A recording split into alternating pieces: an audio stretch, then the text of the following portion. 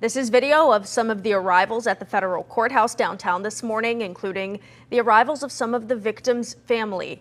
That's where we find Pittsburgh's Action News 4 reporter Bob Mayo, who has been live tweeting from the courthouse all morning long. Bob, can you share more with us about the opening statements from a little earlier this morning?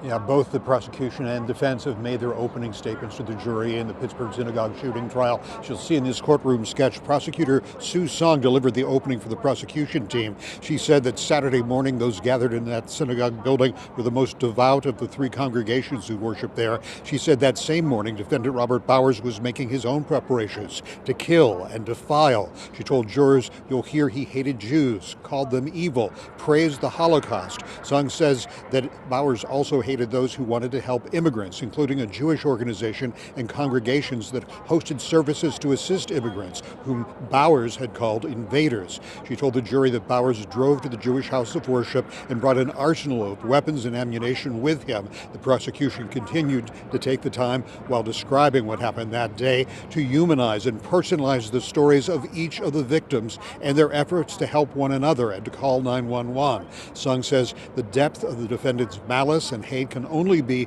proven by presenting details of his actions that day. She says that survivors will testify here.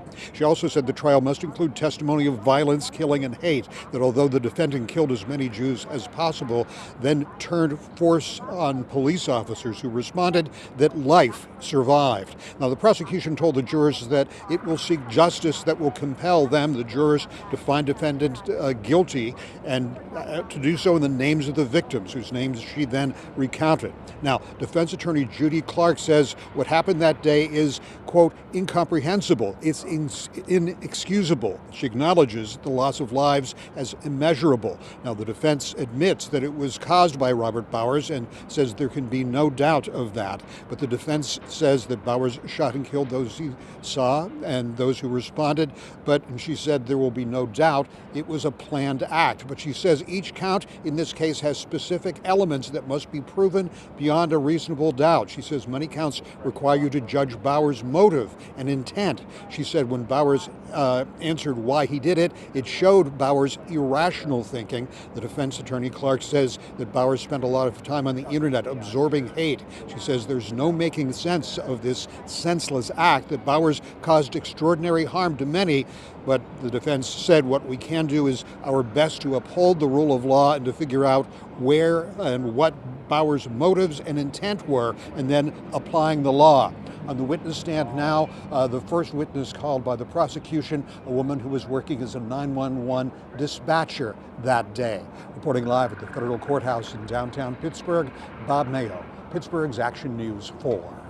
Bob, thank you for that thorough report. As I mentioned, Pittsburgh's Action News 4, Bob Mayo is live tweeting from the courthouse. You can follow Bob on Twitter. Right now, you can see the handle on your screen there. Don't forget that Pittsburgh's Action News 4 will have continuing coverage of the Robert Bowers trial in each and every newscast.